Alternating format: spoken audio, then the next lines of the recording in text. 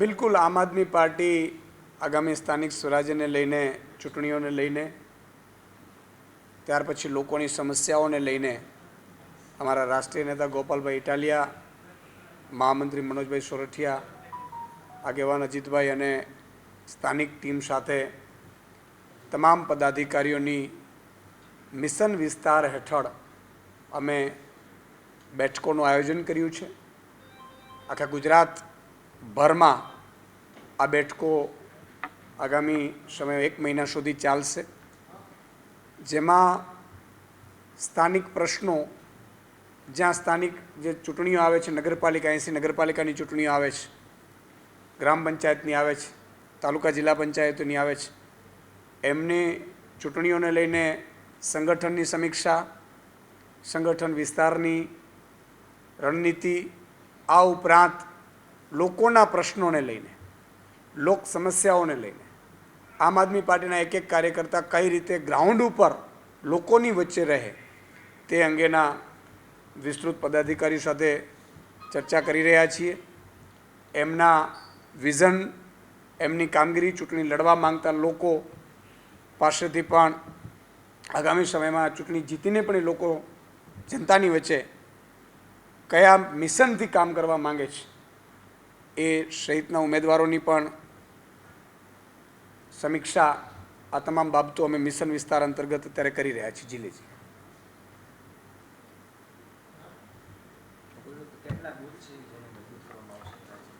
રાજ્યના 55,000 બૂથ ઉપર ટીમો તૈયાર કરવાની એક લોંગ સમય સુધી એ કામગીરી ચાલશે. અને અત્યારે જે આગામી સમયમાં 15 દિવસમાં અમે 80 નગરપાલિકાઓમાં જે ચૂંટણીઓ આવે છે, જિલ્લા તાલુકાની જે ચૂંટણીઓ આવે છે, એમાં આગામી 15 દિવસમાં તમામ ઇન્ચાર્જ, કો ઇન્ચાર્જ, એમની ટીમ, આ બધું પ્રદેશ લેવલેથી જાહેર કરી દેવામાં આવશે અને ડેલી એમના કામનો રિવ્યૂ લેવામાં પણ આવશે.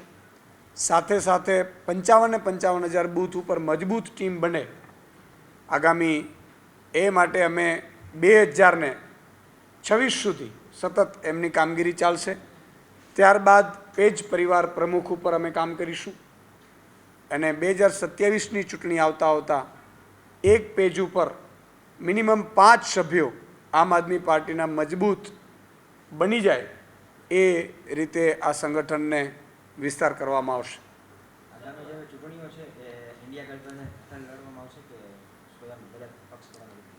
આપે જોયું હશે કે લોકસભાની ચૂંટણીમાં દેશ લેવલે ઇન્ડિયા ગઠબંધને ઓલમોસ્ટ ભાજપને હરાવી દીધું છે. આપે અહીંયા પણ જોયું હશે કે વોટ છે એ ડાયવર્ટ થાય છે, એના કારણે ભાજપને ફાયદો થાય છે. પરંતુ ઇન્ડિયા ગઠબંધન આગામી સમયમાં જે પણ શીર્ષ નેતૃત્વ ચૂંટણીઓ ડિક્લેર થયા પછી નિર્ણય કરશે, ત્યારબાદ આ અંગે ઉચિત નિવેદન કરવામાં આવશે. અત્યારે આ મામલે કહેવું અત્યારે વહેલું છે.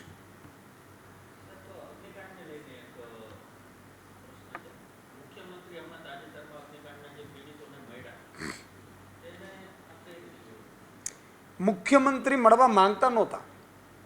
જો મળવા જ હતું તો તેમને આટલા મહિનાઓ રાહ જોવાની જરૂર નહોતી. પણ વિપક્ષ મજબૂત થયું.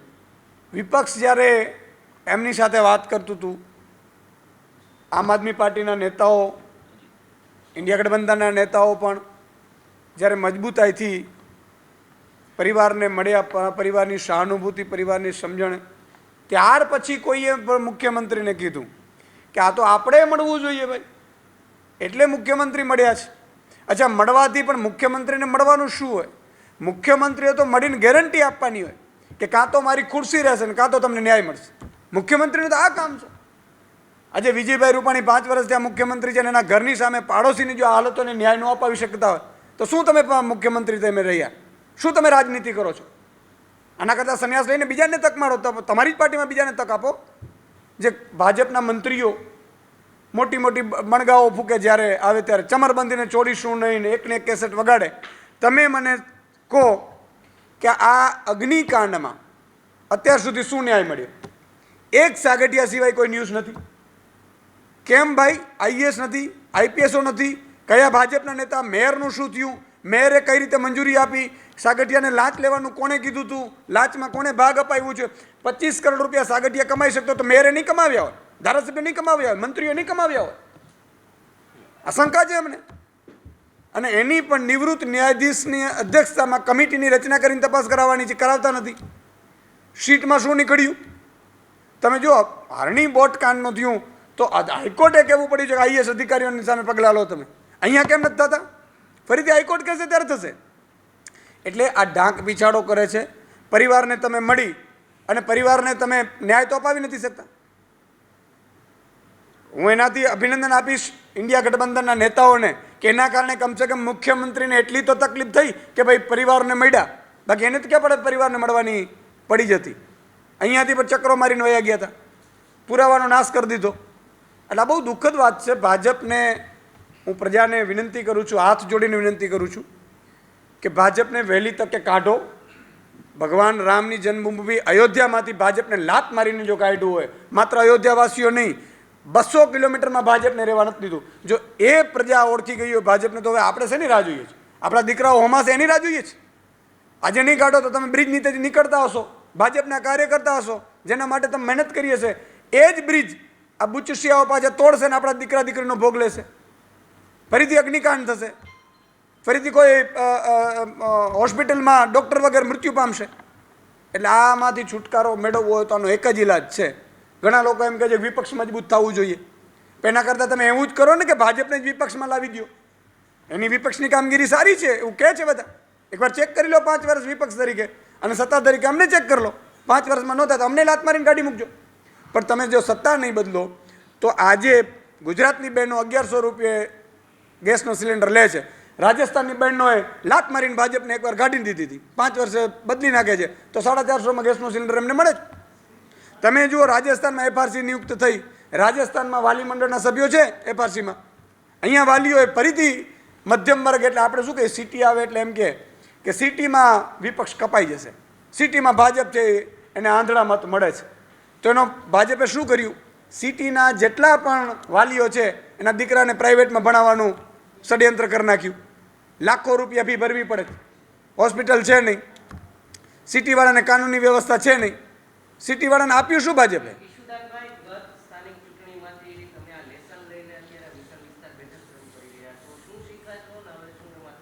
જો આમ આદમી પાર્ટી એક મજબૂત રીતે આગળ વધી રહી છે. તમે જોતા હશો શરૂઆતમાં આમ આદમી પાર્ટીના 27 કોર્પોરેટરો થયા, જિલ્લા તાલુકા પંચાયતના સભ્યો થયા. પછી અમે મહાનગરપાલિકા ગાંધીનગરમાં એક સભ્ય સાથે, અત્યારે એ વિપક્ષની ભૂમિકામાં છે, એક જ પણ મજબૂતાઈથી છે. આપણે જોયું છે તાલુકા જિલ્લા પંચાયતમાં જ્યાં જ્યાં આમ આદમી પાર્ટીના સભ્યો છે ત્યાં મજબૂતાઈથી કામ કરી રહ્યા છે. ત્યાર પછી ગુજરાતની જનતાએ 5 ધારાસભ્યોને 41 લાખ વોટ આપ્યા. ત્યાર પછી તમે જુઓ સાંસદની ચૂંટણીમાં અમે 45% વોટ લીધા છે. આપણે ભરૂચમાં, ભાવનગરમાં પણ ઓલમોસ્ટ 35 થી 38% વોટ અમને મળ્યા છે. અને આગામી સ્થાનિક સ્વરાજ્યની ચૂંટણીઓમાં પણ અમને આશા છે કે ગુજરાતમાં આમ આદમી પાર્ટી ખૂબ સારું પરફોર્મ કરશે. અને એમાં જે અમારી ખામીઓ છે સંગઠનને લઈને, કેટલાક પદાધિકારીઓ છે નિષ્ક્રિય હોય તો એને સક્રિય કઈ રીતે કરી શકાય, કેટલાક પદાધિકારીઓને જો બદલવાની જરૂર છે તો બદલીશું, એમનો રોલ બદલીશું. આ બધી પ્રવૃત્તિઓ જ્યાં અમારી ખામીઓ છે ત્યાં અમે કરવાના છીએ. અને એટલે જ પદાધિકારીઓનો પણ અમે આમાં સૂચન લઈએ છીએ, કામ કરે છે એમનો પણ લઈએ છીએ, જે નિષ્ક્રિય છે એમનો પણ લઈએ છીએ. અને મજબૂતાઈથી એક લોકોને એક મજબૂત પાર્ટી પક્ષ જે વિશ્વાસ કરી શકે અને એમના લોકોના પ્રશ્નો ઉઠાવી શકે એવું આમ આદમી પાર્ટી બને એવો અમે પ્રયાસ કરીએ છીએ.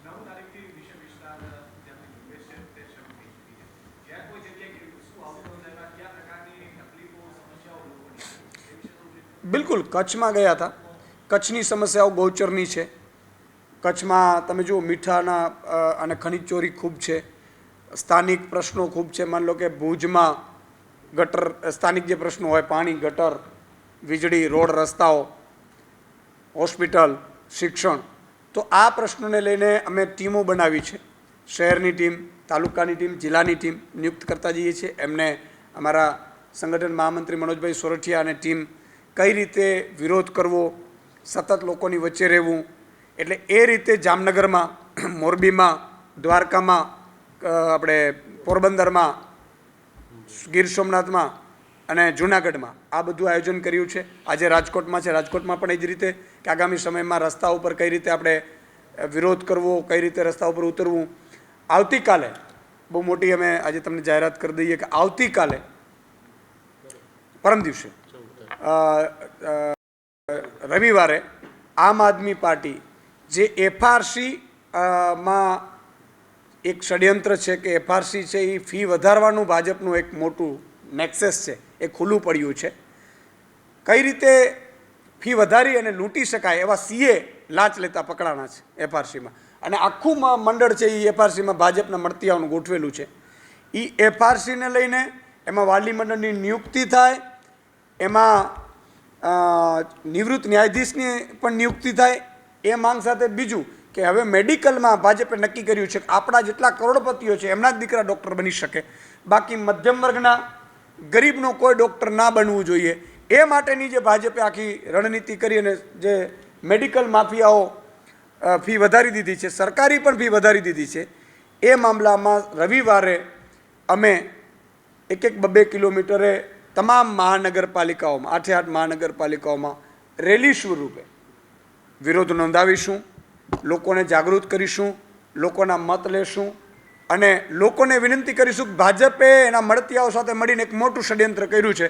હવે તમારું બાળક છે એ ભૂલી જજો કે તમારી પાસે 1 કરોડ હશે તો જ તમે ડૉક્ટર બાળકને બનાવી શકશો, બાકી ભાજપના રાજ્ય ડૉક્ટર નહીં બને. Okay, thank you. Thank you. Gopalbhai લેવી છે? આવી ગયું. Thank you.